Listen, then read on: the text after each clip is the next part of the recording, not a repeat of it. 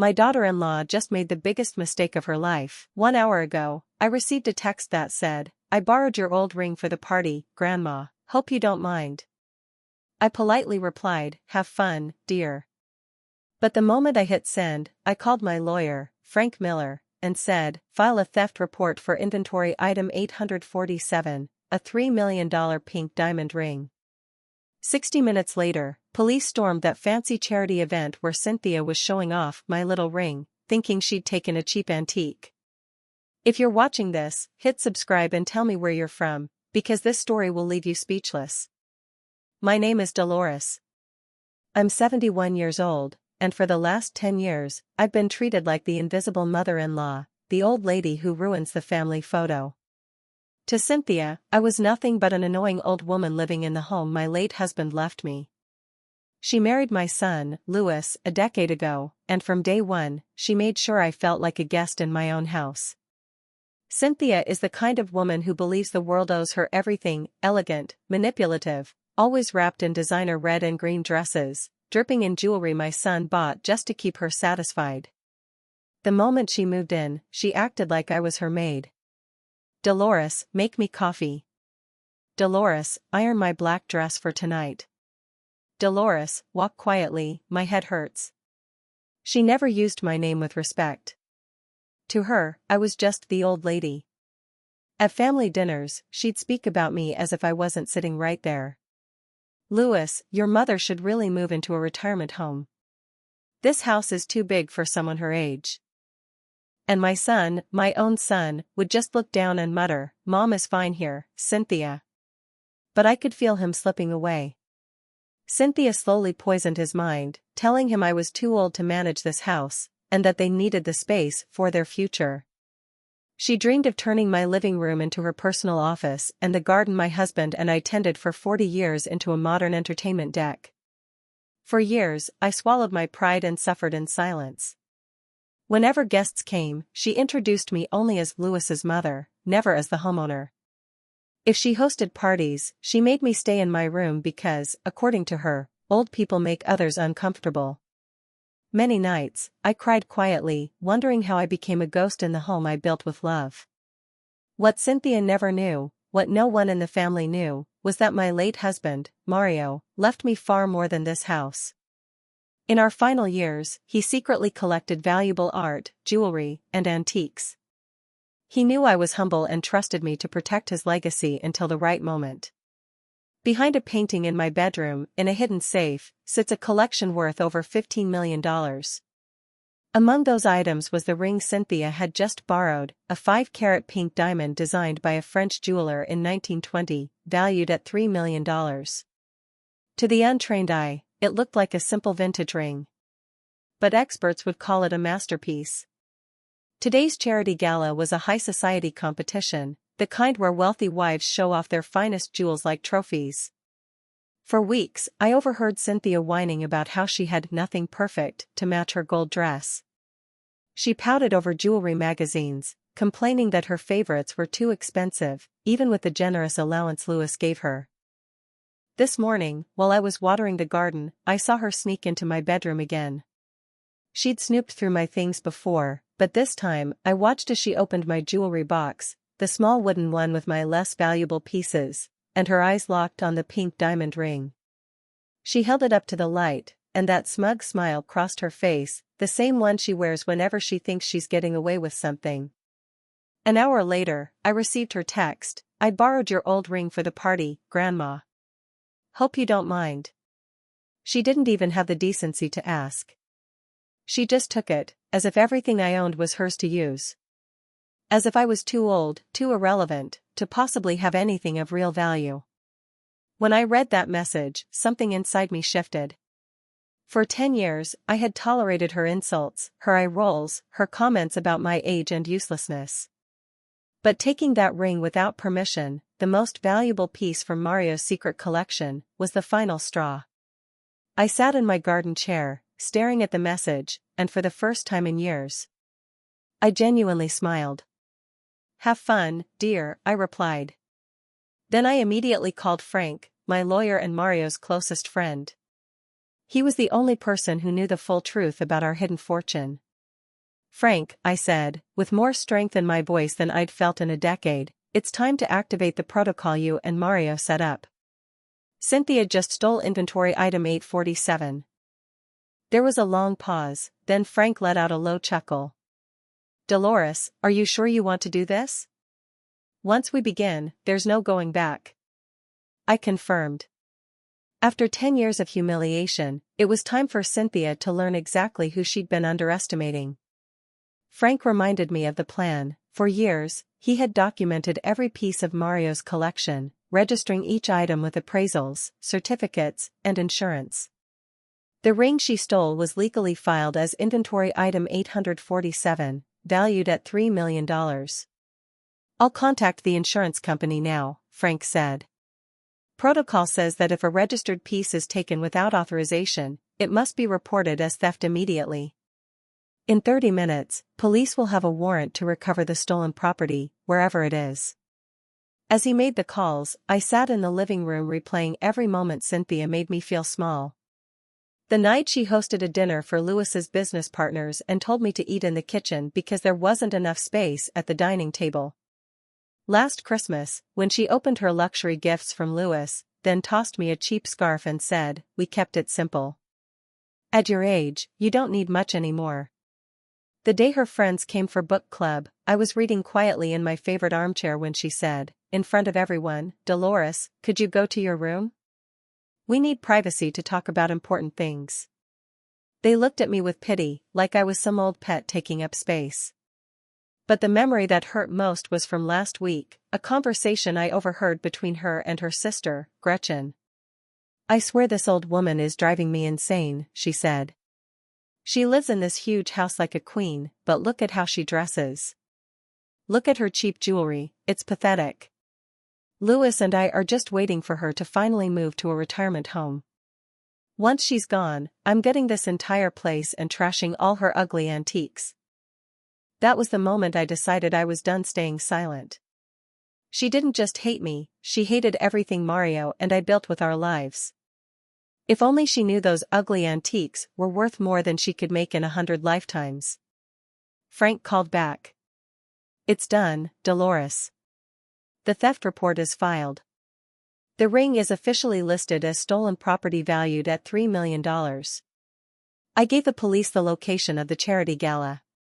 They'll recover it immediately." "And Cynthia?" I asked. "Legally," Frank said, "she's committed grand larceny. A $3 million theft. She could face prison time, but it's your call whether to press charges or just reclaim the ring." I told him I needed time to think. For now, I wanted to see her face when she realized she had underestimated the useless old woman for the last time. 1 hour later, my phone rang. It was Lewis, and he sounded terrified. "Mom, what is happening?" "The police stormed Cynthia's party. They're saying she stole a $3 million ring. This has to be a mistake." "It's not a mistake, son," I answered calmly. "Your wife took a very valuable piece from your father's collection without permission. That ring is worth exactly $3 million, and she had no right to take it." "What collection? What are you talking about? Dad never owned anything worth $3 million. Mom, you need to call the police and tell them it's all a misunderstanding." He had no idea. Mario kept his investments hidden, even from Lewis, to protect us from kidnappers, con artists, and greedy relatives. "Lewis," I said, "there are many things you never knew about your father, or about me. Your wife made a very serious mistake, and she will face the consequences. Alone. Mom, are you out of your mind? Cynthia is crying. They're treating her like a criminal. People are filming, her reputation is ruined." "Her reputation?" I repeated. "What about the 10 years I spent being treated like trash in my own home? What about every time she humiliated me in front of others? What about the day she called me pathetic to her sister?" Lewis went silent. He knew exactly which conversation I meant, because he heard it too and said nothing. "Mom, please," he finally muttered. "Cynthia can be difficult, but she doesn't deserve jail for a misunderstanding." It wasn't a misunderstanding, Louis. It was theft. And now your wife is going to learn that the woman she looked down on isn't the helpless old lady she thought. I hung up and sat quietly, letting the reality sink in.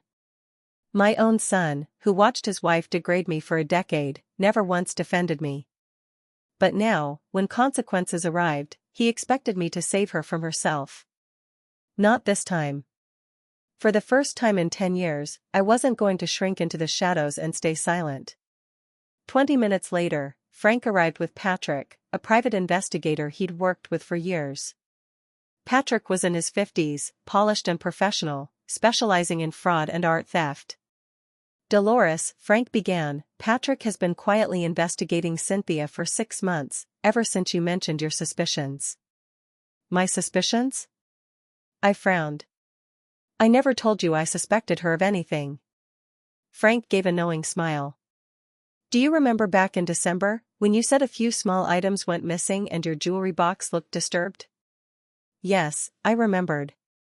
I'd blamed my age, my memory. I thought I was misplacing things. That wasn't forgetfulness, Dolores, Frank said gently. I launched a discreet investigation. What Patrick uncovered goes far beyond today's ring. Patrick opened a folder filled with photos and documents. Mrs. Dolores, he said, your daughter-in-law has been selling items from your collection for nearly 2 years.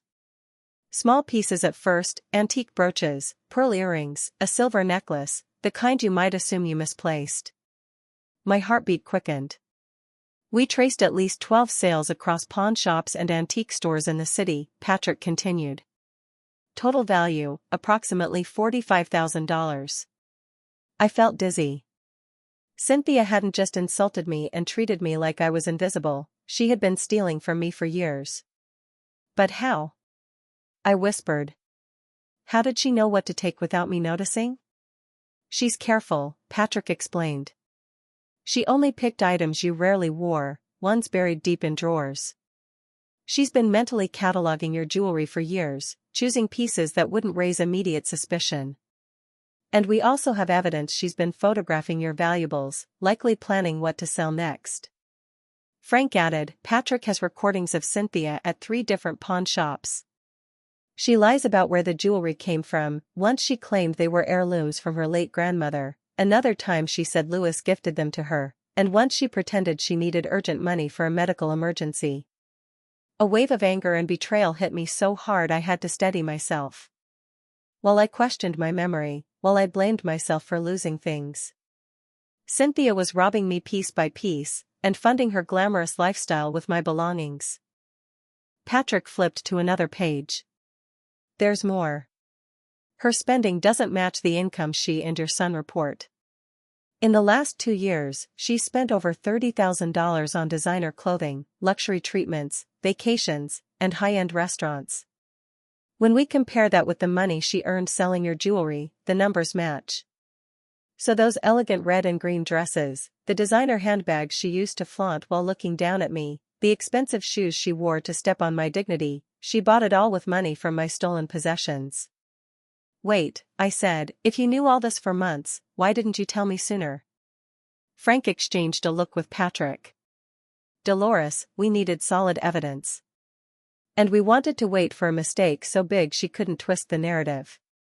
Today's theft of the $3 million ring is that moment. Just then, my phone rang. Unknown number. I answered. Mrs. Dolores, a woman said nervously.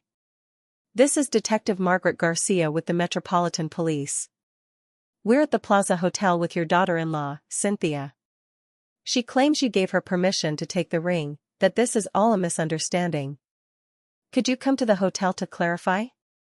Detective, I replied firmly, my daughter-in-law took that ring without my permission. I have her text message admitting she borrowed it without asking. The ring is valued at $3 million and is part of a legally registered collection. I understand, ma'am, the detective said, but your daughter-in-law is extremely upset, and your son is also here insisting it's a mistake. He says you've never owned anything that valuable, Anne. I couldn't help but laugh, an unexpected, sharp laugh that startled even Frank and Patrick. Detective, my son is basically saying I'm too poor or too foolish to own valuable jewelry. That about right? Silence. Heavy, awkward silence. Well, ma'am, the detective finally said, he did mention you live on a modest pension and have never shown any sign of that level of wealth. Detective Garcia, I'll be there within the hour, with my attorney, and with every document proving that the ring is mine. And when I arrive, I expect my daughter-in-law to be in custody, as she should be, for stealing property worth over $3 million. I hung up and looked at Frank and Patrick. Gentlemen, it's time my son and Cynthia finally learn who they've been underestimating all these years. Frank gave a knowing smile. Dolores, anything else we should know before we head to the hotel? Patrick nodded. Cynthia has been talking to an art appraiser named Mark. She sent him photos of several pieces from your collection. She was planning a much bigger theft. Based on our recordings, she believed she could sell your paintings and sculptures for at least $200,000. Then he added, Mrs. Dolores, your daughter-in-law doesn't just see you as a helpless old woman, she sees you as a source of income she can exploit without consequences. In her own recorded words, she told the appraiser, the old lady doesn't even know what she has. I could steal half her stuff and she'd never notice. She's too senile to keep track. Those words hit me like a slap. She hadn't only been stealing, she had been mocking me. She truly believed I was too stupid, too old, too insignificant to notice. Frank, I said, rising to my feet with a strength I hadn't felt in years, I want every possible charge pressed against Cynthia, not only for the ring, but for every theft over the past 2 years. And I want my son, Louis, to see exactly who he married. Are you absolutely sure, Dolores? Once this goes public, the entire family will know the truth about Mario's fortune and Cynthia's crimes. There's no going back. I glanced out at the garden Mario and I nurtured for 40 years, the same garden Cynthia wanted to bulldoze for her modern entertainment space. I remembered every humiliation, every time she made me feel invisible in my own home. All those nights wondering if I really was as useless as she made me feel. Frank, I said quietly but firmly, it's time this senile old woman teaches them a lesson they'll never forget. When we reached the Plaza Hotel, the scene was exactly what I expected, 5 police cruisers out front, reporters swarming, charity gala guests whispering as they hurried out, hungry for scandal. The kind high society never forgets. The moment I stepped inside, I saw Cynthia. She sat on a leather sofa, surrounded by 3 officers. For the first time in 10 years, she didn't look polished or untouchable.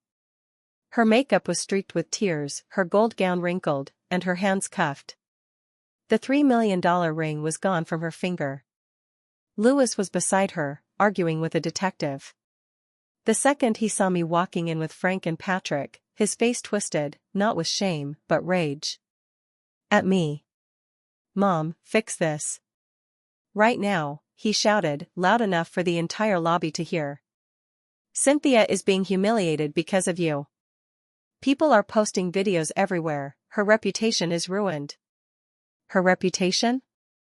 I repeated, keeping my voice steady even as anger burned through me. Louis, your wife stole a $3 million ring from me. This isn't a misunderstanding or a silly mistake. This is a crime. But Mom, you never told us you owned something that valuable. If we had known, this wouldn't have happened. Cynthia thought it was just an old, worthless ring. Frank stepped forward and handed Louis a thick folder. Mr. Louis, these documents confirm the ring's value, certificates of authenticity, insurance, everything. Your wife didn't steal a worthless trinket. She stole a historic piece of jewelry worth $3 million. Louis opened the folder, scanned the papers, and I watched his expression change, disbelief melting into shock. This can't be real, Louis stammered. Dad actually owned all of this? Why didn't you ever tell us? Because your father believed it was safer to keep our wealth private, I said calmly. And after seeing how your wife has been stealing from me for 2 years, it seems he was right. Stealing from you? For 2 years? What are you talking about? Patrick stepped in and handed Louis another file, photos of Cynthia at pawn shops, recordings of her lying about where my jewelry came from, sales receipts, everything. Your wife, Mr. Louis, has been selling your mother's belongings for the past 2 years. We've documented theft totaling $45,000. Louis stared at the evidence, speechless. I watched the truth crush him. The woman he married, the woman he allowed to treat me like garbage for a decade, was a thief who had been exploiting his own mother. Detective Garcia approached. Mrs. Dolores, I need to confirm a few things. Did you give your daughter-in-law permission to take the ring?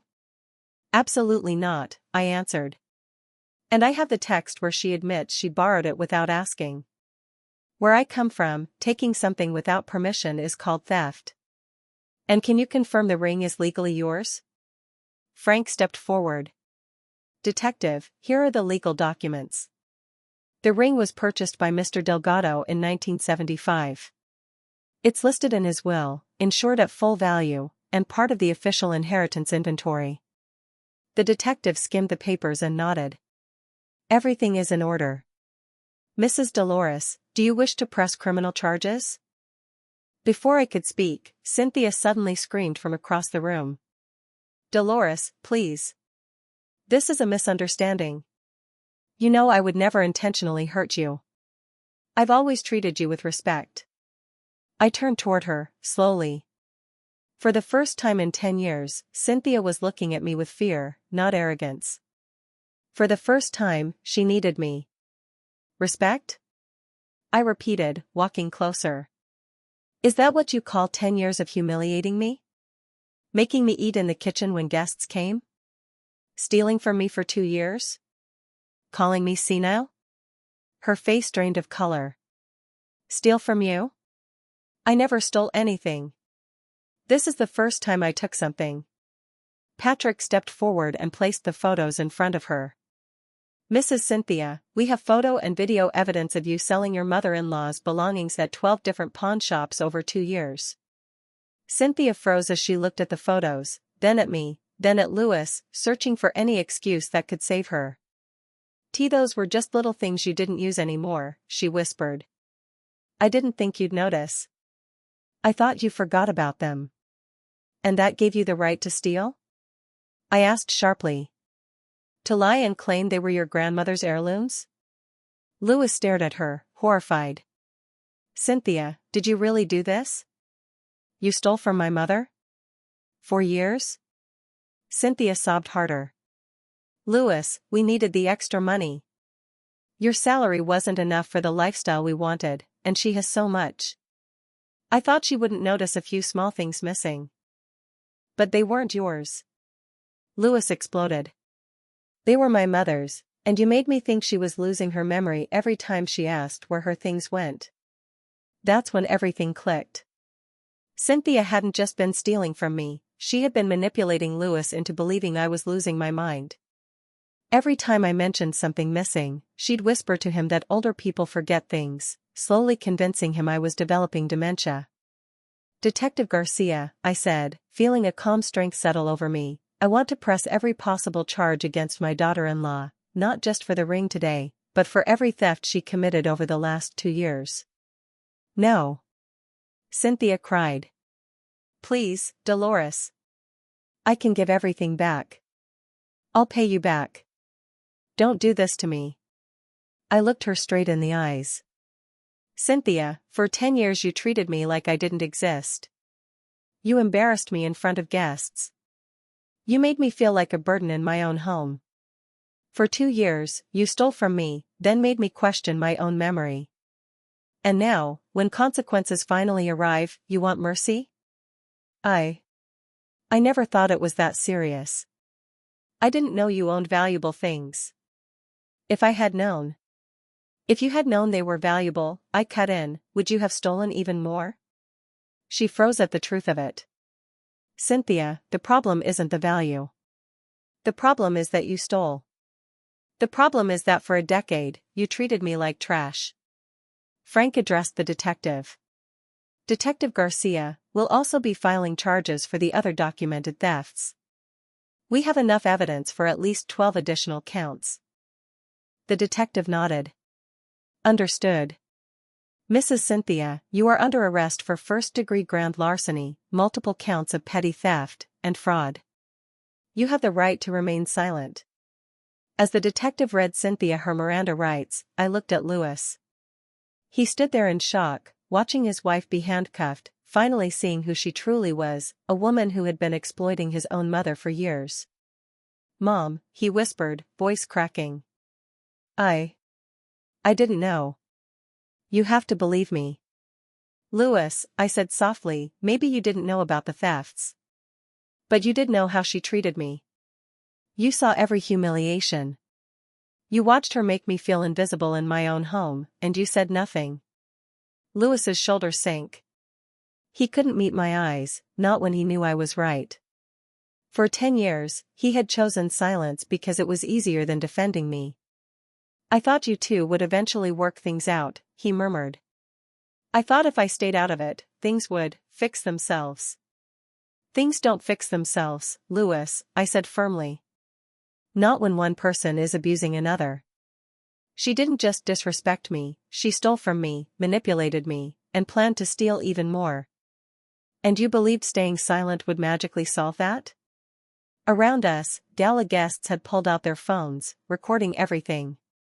The story of the wealthy mother-in-law whose daughter-in-law robbed her blind would be online within minutes. For Cynthia, whose entire identity depended on appearing classy and admired, this was worse than jail. Detective Garcia began escorting Cynthia toward the exit. But before they reached the door, Cynthia spun around, her face twisted with rage. "Dolores, you don't know what you've done," she screamed. "My life is ruined. My friends, my reputation, gone. And for what? A stupid ring you never even wore?" "No," I replied calmly. "For 10 years of theft, humiliation, and cruelty. The ring was simply the last straw. I gave you a family," she yelled. "I gave you grandchildren and a purpose in your old age." It was so absurd I almost laughed. "You didn't give me a family," I said. "You turned my family against me. And as for grandchildren, you two never had any, remember? You said kids would ruin your figure and interfere with your lifestyle." Louis flinched. I think he was finally seeing Cynthia clearly, manipulative, selfish, and willing to lie to save herself. "Dolores!" Cynthia shrieked as the detective pulled her away. "If you go through with this, you'll lose your son forever. Louis will never forgive you for destroying his marriage." I looked at Louis. He stood there watching his wife threaten me, while being arrested for stealing from his mother. "Louis," I asked quietly, "is that how you feel? Do you think I destroyed your marriage?" He was silent for a long time, processing the truth. Finally, he shook his head. "No, Mom. My marriage was destroyed the moment Cynthia stole from you the first time. I just didn't see it until now." For the first time, Cynthia had no words. She had expected Louis to defend her, like always. But the evidence was undeniable. After they took her away, Patrick handed me another folder. "Mrs. Dolores, there's something else." During our investigation, we discovered Cynthia had been talking to an attorney who specializes in wills and inheritances. She was researching ways to challenge your late husband's will, after you pass. Louis went pale. "What does that mean?" "It means," Frank said gravely, "your wife wasn't only stealing in the present, she was planning to take everything in the future. She wanted to control the inheritance once your mother was gone." Patrick leaned forward. "We found emails between Cynthia and the attorney discussing a plan to have you declared mentally incompetent. The goal was to prove you had senile dementia so you'd lose legal control of your finances and property." A chill ran through me. She wanted to have me declared mentally unfit. "Yes," Patrick said. "In one email, Cynthia claims you kept losing things, and that it could be used as proof of cognitive decline. Of course, now we know you weren't losing anything. She was stealing it." Louis sank into a lobby chair, stunned. "My God," he whispered. "She was planning to take everything from you." "And not just that," Frank added. We found proof she was pushing Louis to convince you to move into a retirement home. Once you were institutionalized, getting a court order declaring you mentally incompetent would have been easy. I thought back to all the times Cynthia gently suggested I was too old to live alone, that I needed professional care, that I'd be happier with people my age. It wasn't concern. It was a calculated plan to take my fortune. Mrs. Dolores, Patrick said carefully, your daughter-in-law is far more dangerous than we first believed. This wasn't impulsive theft. This was a long-term strategy to steal your entire estate and use the law to justify it. Louis lifted his head, eyes wet. Mom. I never imagined any of this. When she talked about a retirement home, I thought she actually cared about you.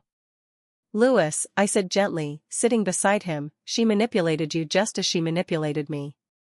She knew exactly how to sound caring while setting her plan in motion. Frank closed the folder. Dolores, with this evidence, the district attorney will likely offer Cynthia a plea deal. Depending on how we proceed, she could face 5 to 15 years in prison. And the money she already stole? I asked. Most of the jewelry she sold went to private collectors, Patrick said. We expect to recover around 60% of the value. The rest was likely already spent on her luxury lifestyle. Louis exhaled shakily. Mom, what happens now? To me? To our family? A fair question. In just 2 hours, everything had changed. My daughter-in-law was behind bars. My son realized he'd been married to a criminal who planned to rob me of everything. And I, the senile old woman they ignored for a decade, was suddenly the one everyone was listening to. Louis, I said, taking his hand, what happens next depends on what kind of man you choose to be. For 10 years, you stood by silently while your wife mistreated me. Now you know the truth. The question is, what will you do with it? Mom, I want to make things right. I want to fix what I didn't protect you from. Making things right isn't about money, Louis. It's about respect. It's about never again allowing anyone to treat me as if I'm invisible in my own home.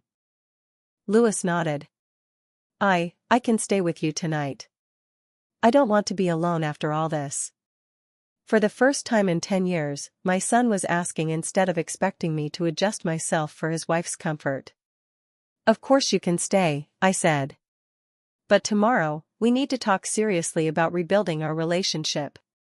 As we left the hotel, I saw the story already hitting local news.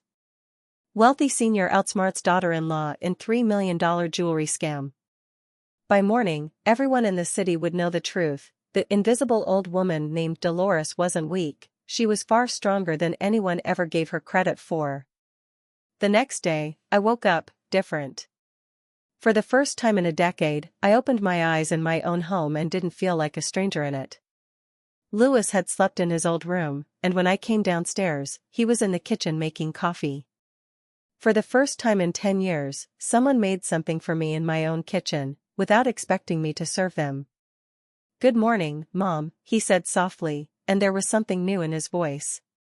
Respect. And a quiet apology in every word.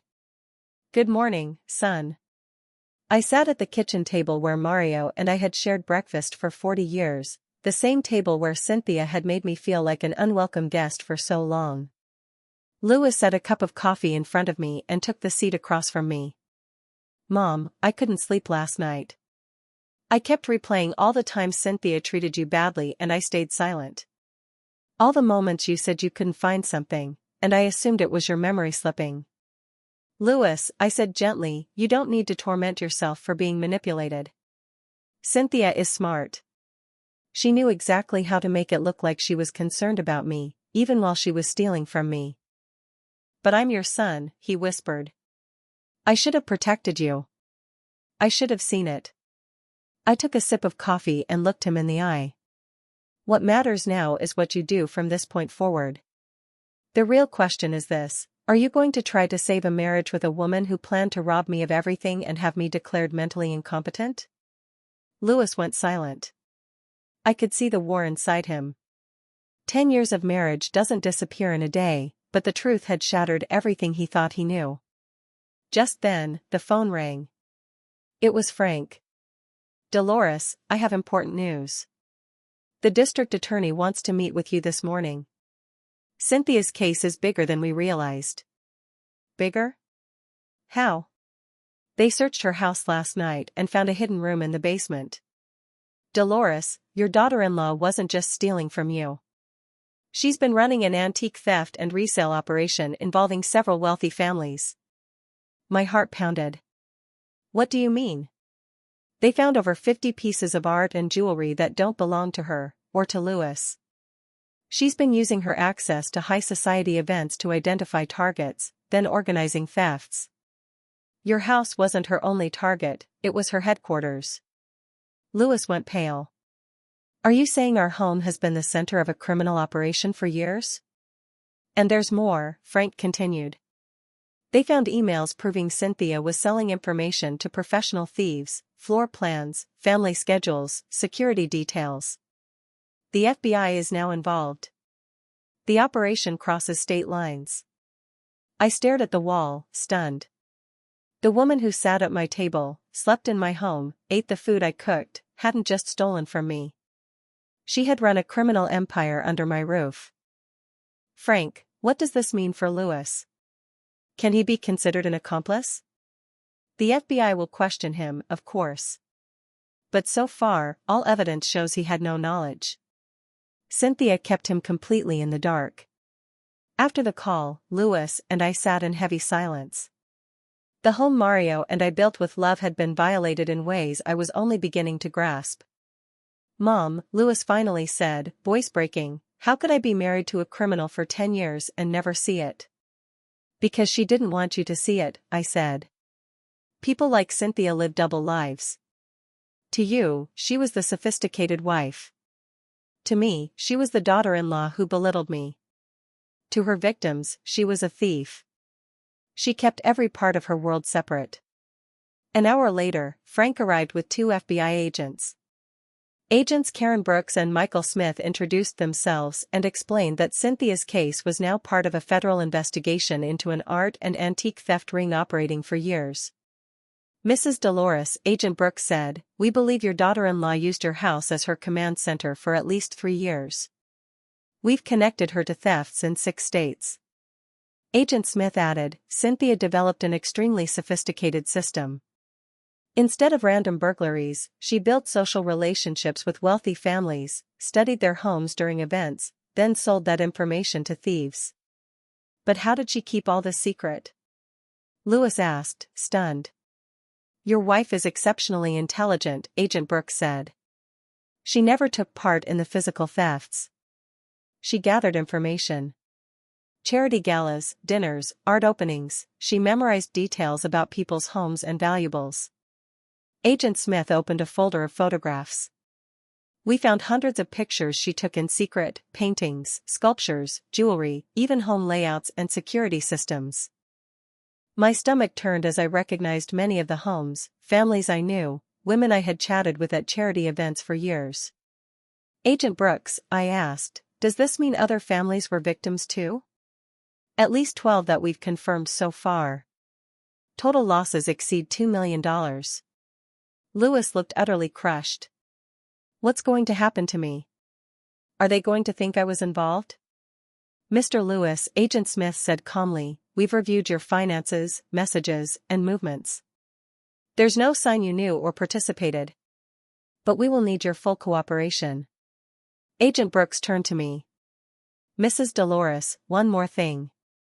When we arrested Cynthia last night, she immediately began negotiating. She's offering information on her entire criminal network in exchange for a reduced sentence." "What kind of information?" I asked. "Names of all her accomplices, details on unsolved robberies, where stolen pieces are hidden, everything. She's ready to hand over her entire network to avoid spending 20 years in prison." Frank leaned forward. "And what does that mean for Dolores? How long could she serve if she cooperates?" "If her testimony helps solve the cases and leads to arrests," Agent Brooks explained, "she could be looking at 5 to 8 years instead of 20 to 25. Louis let out a long breath. "So even now, After being arrested, Cynthia is still finding a way to twist the system for her own benefit. That's how criminals like her operate, Agent Smith said. They always plan their escape route. After the FBI agents left, I sat in the living room trying to absorb everything. My home had been the headquarters of a criminal network for years. The woman who made me feel small and invisible had used my house to plan crimes against families just like ours. "Mom," Lewis said quietly, sitting beside me, "how are we going to get through this? How am I supposed to rebuild my life after finding out I was married to a criminal for 10 years? I looked at my son, 40 years old, but in that moment he looked like a lost little boy. "Lewis, you're going to do the same thing I'm going to do," I told him. "You're not going to let Cynthia define the rest of your life. She lied to you, stole from me, and used our family for her own gain. But now that we know the truth, we get to choose what we do with it." "And what do you want to do, Mom?" I smiled, feeling a strength I hadn't felt in years. "Son, I'm going to show the world who Dolores really is. And I'm going to make sure no other family goes through what we did." The days that followed were a whirlwind. Frank arranged a press conference where I would speak, not just as the victim of Cynthia's crimes, but as the woman who helped expose the entire operation. For the first time in a decade, I would be at the center of attention, for the right reasons. The morning of the conference, I woke early and wore my best emerald green dress, the one I once saved for an anniversary dinner with Mario but never wore because Cynthia always mocked my old-fashioned taste. I put on the remaining jewelry she hadn't stolen. For the first time in 10 years, I felt like myself again, strong, elegant, unafraid. Lewis drove me to the venue. "Mom," he said as we walked in, "I'm proud of you. I know this week has been hell, but the way you've handled it? Dad would be proud too." The room was packed with reporters, cameras, and people eager to hear the story of the elderly millionaire who caught her criminal daughter-in-law. When I walked in, every head turned, but not with pity. There was respect, curiosity, admiration. Frank stepped up to the podium. "Good morning. I'm Frank Miller, representing Mrs. Dolores, 71 years old, who was not only the victim of a criminal scheme run by her own daughter-in-law, but who played a key role in uncovering a theft ring that operated for years." Then he invited me to speak. As I approached the microphone, I felt calm, almost peaceful. For 10 years, I had been dismissed and silenced. Now, the room waited for my words. "My name is Dolores," I began.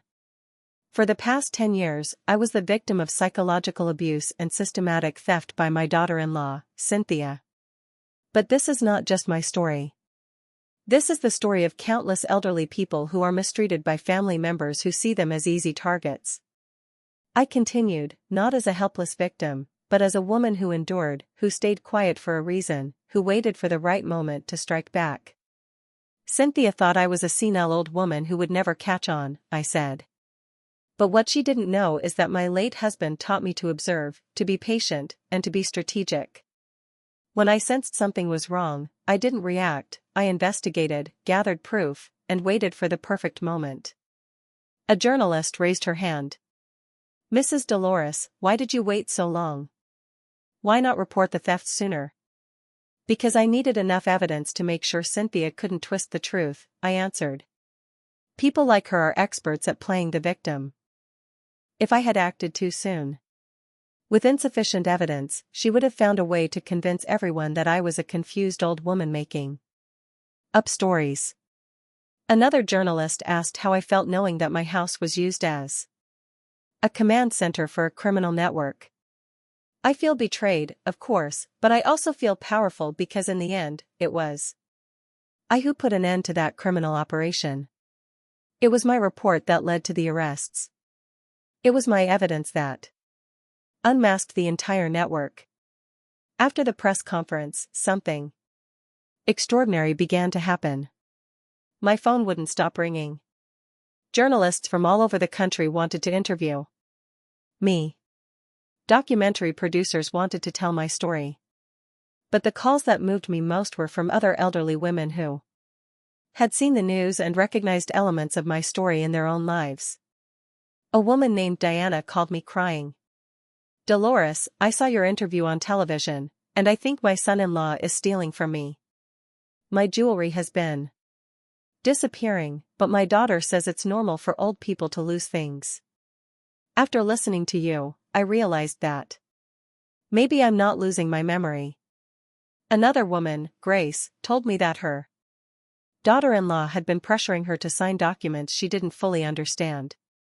After seeing your story, I realized that I need to get my own lawyer, not rely on the lawyer my daughter-in-law recommends. These conversations made me understand that my experience with Cynthia was not unique. There were thousands of elderly people who were being victimized by family members who abused their trust, and many of them lacked the resources or knowledge to defend themselves.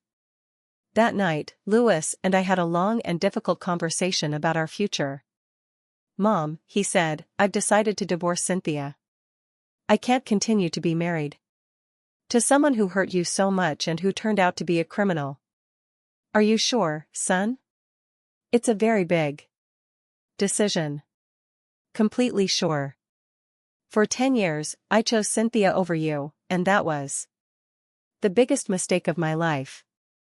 I'm not going to make the same mistake again. 3 days later, I received an unexpected call. It was a television producer named Peter who had seen my press conference. Mrs. is Dolores. I'd like to propose something to you. Have you considered having your own show where you help other elderly people who might be victimized by family members?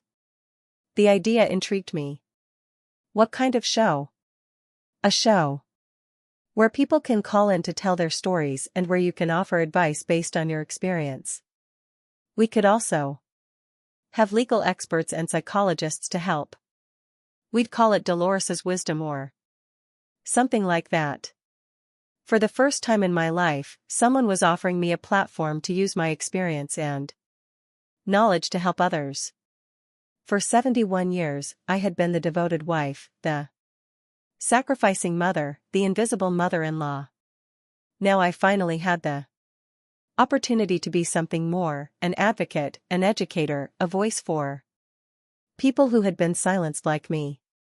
Peter, I said, I'm interested in your proposal, but I have some conditions. That night, as I prepared for bed in my house, for the first time in years, without feeling like an intruder in my own home, I reflected on everything that had changed. A week ago, I was the invisible old woman everyone ignored. Now, I was a public figure whose story had inspired hundreds of people to examine their own family situations. My phone vibrated with a text message. It was from Frank. Dolores, I just received news from the FBI. Thanks to your case and the information Cynthia is providing, they have arrested 6 more members of the criminal network. Your bravery not only saved you, it saved many other families from being victimized. I smiled as I turned off the light. Cynthia had spent 10 years trying to make me invisible, to convince me that I had no value, that I was too old and useless to matter. But in the end, it had been my strength, my patience, and my intelligence that had put an end to her reign of terror. The so-called useless old woman had turned out to be far more powerful than anyone had imagined. 2 weeks after the press conference, my life had taken a turn I never could have imagined. My television show, Dolores's Wisdom, had become a national phenomenon. Every day we received hundreds of calls from elderly people who had finally found the courage to tell their stories of family abuse and theft. Frank had officially established the Dolores Foundation for the Protection of Seniors, with an initial donation of $200,000 from my secret inheritance. The irony was delicious. The money Cynthia had planned to steal from me was now being used to protect others from criminals like her. But the true satisfaction came when Patrick, my private detective, called with extraordinary news. Dolores, Cynthia's testimony has been even more valuable than we expected. The FBI has managed to arrest the entire criminal network, 15 people in total, including professional thieves, corrupt appraisers who falsified valuations, and art dealers who bought the stolen pieces. And what will happen to Cynthia? I asked. Here's the interesting part. Despite her cooperation, the judge decided that her crimes were too extensive for a reduced sentence. She's going to serve 12 years in federal prison, and when she gets out, she'll have to pay full restitution to all victims. 12 years. Cynthia, who had spent a decade making me feel invisible, would now be the one to disappear for more than a decade. But the story didn't end there. That same afternoon, I received a call that completely surprised me. "Dolores, it's Cynthia." My heart raced. "How are you calling from prison?" They allowed me to make a call. "Dolores, I need to talk to you. It's important." For 10 years, I had avoided direct confrontations with Cynthia. But now, with all the truth revealed and her in prison, I finally had the courage to listen. "Speak, Cynthia," I said. There was a long silence, and then I heard something I had never heard before: Cynthia crying. Not the manipulative tears she had used when she was arrested, but a genuine, desperate sob. "Dolores, I need you to know something.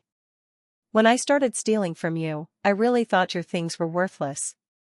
But then, when I realized they were worth money, I couldn't stop. It was like an addiction." "And that's supposed to justify 10 years of humiliations and thefts?" "No," I replied softly. "It doesn't justify it. But go on."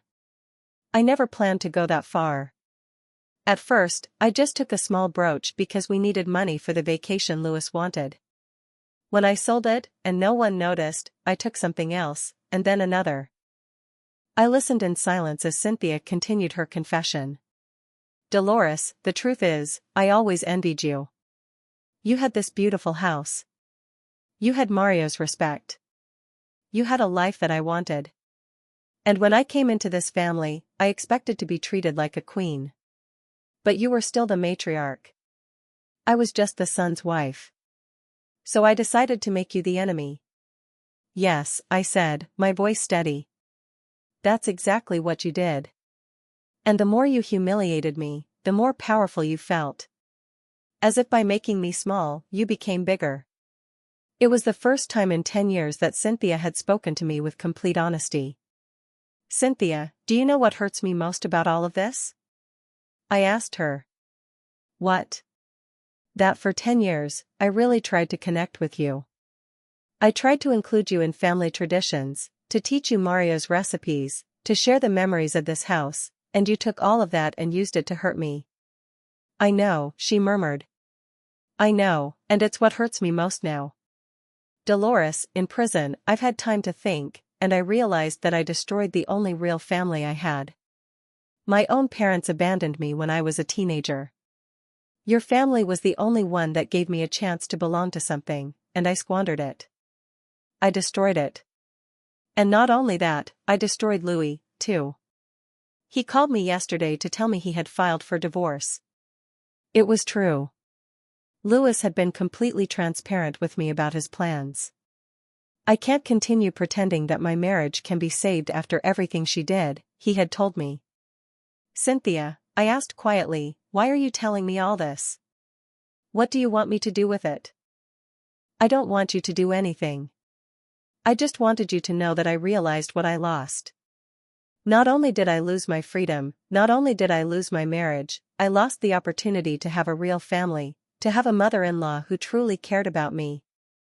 I took a deep breath. "I did care about you, Cynthia. For years, I really tried to understand why you hated me so much." "I didn't hate you," she whispered. "I envied you. And that envy turned me into a monster." I hung up the phone, feeling a strange mix of emotions. I had waited 10 years to hear Cynthia admit the truth about her behavior. But now that she finally had, I didn't feel victorious. I felt sad, for all the lost time, for all the wasted opportunities to have a united family. That night, Louis came to dinner with me, something we had started doing regularly since Cynthia's arrest. As we ate, I told him about the phone call. "Do you think Cynthia was being sincere?" he asked. "I think she's finally facing the reality of her actions," I replied. "But, Louis, what matters now isn't whether Cynthia finally understands what she did wrong. What matters is that we learn from this experience. What do you mean? For 10 years, our family allowed a toxic person to control the entire family dynamic. Never again will I allow anyone to make me feel invisible in my own home. And I hope you never again allow anyone to mistreat the people you love. Louis nodded solemnly. Mom, I've learned the hardest lesson of my life. Never again will I choose superficial peace over defending what is right. The next day, even better news arrived. The Dolores Foundation had received an anonymous donation of $5 million from a wealthy family who had been saved from being victimized thanks to the information we shared on our show. Frank explained, Dolores, the Peterson family watched your show last week. Mrs. Peterson realized that her granddaughter had been exhibiting exactly the same behavior patterns as Cynthia, pressuring her to sign documents, suggesting she move to a retirement home, borrowing small pieces of jewelry. Thanks to your story, she hired a private detective and discovered that her granddaughter had been planning a scheme similar to Cynthia's. They stopped her completely in time. The granddaughter has been arrested, and Mrs. Peterson recovered everything that had been stolen. She says, your show saved not only her fortune, but probably her life. It was incredible to think that my story, my pain, had been transformed into something that could protect other families. Cynthia had spent 10 years trying to steal my worth and my dignity. But in the end, that very experience had given me a purpose greater than I had ever imagined. That night, as I prepared for sleep, I reflected on the extraordinary path my life had taken. A month ago, I was an invisible elderly woman who felt useless in her own home. Now, I was a national advocate for senior rights, with a successful television show and a foundation that was saving families. Cynthia had tried to destroy me, but instead, she had awakened a strength I didn't even know I had. The sweetest revenge had not been seeing her go to prison. The sweetest revenge had been discovering exactly who I was when I finally had the courage to defend myself. 1 year after Cynthia's arrest, my life had transformed in ways I never could have imagined. Dolores's Wisdom had become the most watched television show in its time slot. Broadcast in 32 different countries, the Dolores Foundation had helped more than 1,000 families identify and stop financial abuse schemes against elderly people. But the most important transformation was not public, it was personal. That morning, as I watered the flowers in the garden Mario and I had planted 40 years ago, I received a completely unexpected visit. Louis arrived, accompanied by an elegant woman in her 40s with brown hair and a genuine smile that immediately reminded me of Mario. Mom, Louis said, clearly nervous, I want to introduce you to someone very special. This is Nicole. We've been dating for the past 6 months. Nicole approached confidently, but with respect. Mrs. Dolores, I've heard so much about you. Louis has told me your whole story, and I must say, you are an inspiration to women of all ages. The first thing I noticed about Nicole was how she looked at me, with genuine respect, not the condescension I had endured from Cynthia for years. When she spoke, she addressed me directly, not Louis, as if I were invisible. Nicole, I asked, what do you think about the fact that my son is dating you while he's still technically married? Louis turned pale, but Nicole smiled. Mrs. Dolores, I appreciate your direct question. Louis told me the entire situation with Cynthia before we started dating. The divorce papers were finalized last week. I would never have started a relationship with a married man under any circumstances. I liked her honesty. And what do you think about having a famous mother-in-law who talks about family problems on television? I asked. Nicole laughed genuinely. Honestly? I'm proud. You took a terrible experience and turned it into something that's helping thousands of people. That requires extraordinary strength. Over the next few months, I observed Louis and Nicole's relationship. It was completely different from his marriage to Cynthia. Nicole encouraged him to spend time with me, to include me in their plans, to value my opinion. When they hosted dinners, they invited me as the matriarch of the family, not as a burden to tolerate. The most notable difference was that Nicole genuinely wanted to get to know me. She asked about my experiences with Mario, the history of our house, and family traditions.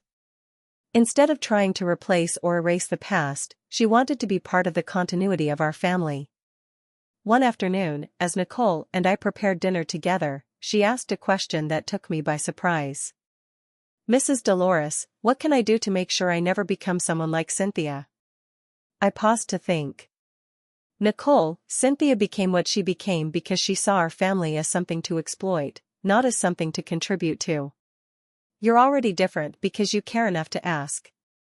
But I want to be specific. What behaviors should you avoid? Never try to isolate Louis from his family.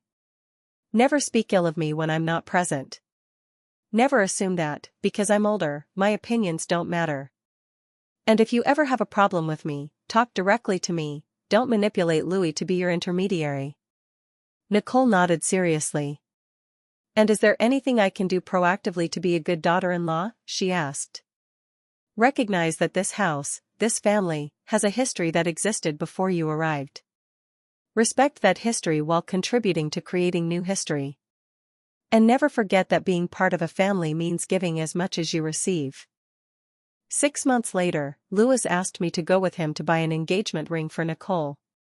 I couldn't help but smile at the irony. It had all started with Cynthia stealing a $3 million ring, and now I was helping my son choose a ring to symbolize genuine love. "Mom," he said as we examined different options, "do you think I'm making the right decision? Do you think Nicole and I can build something lasting after everything that happened with Cynthia?"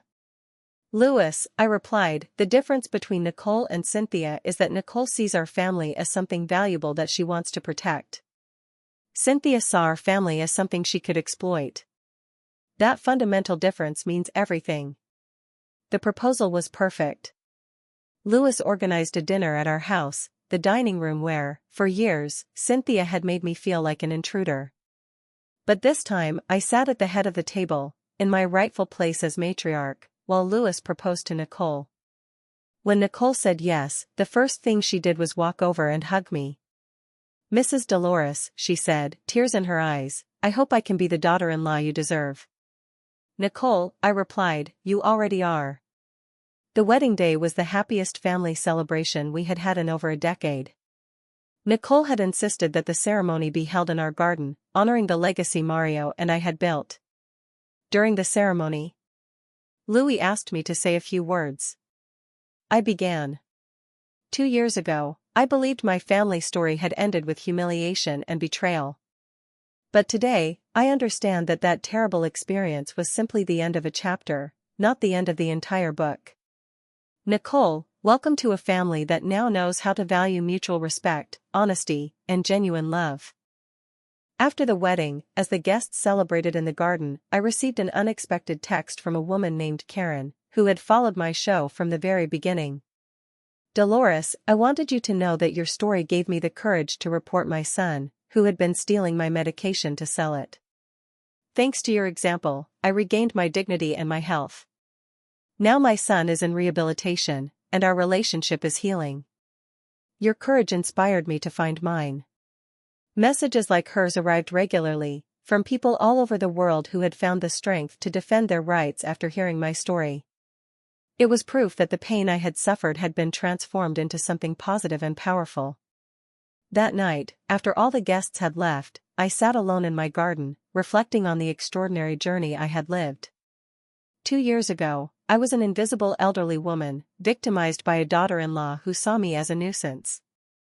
Now, I was a national advocate, a woman with a new daughter-in-law who genuinely respected me, and the matriarch of a family rebuilt on foundations of honesty and love.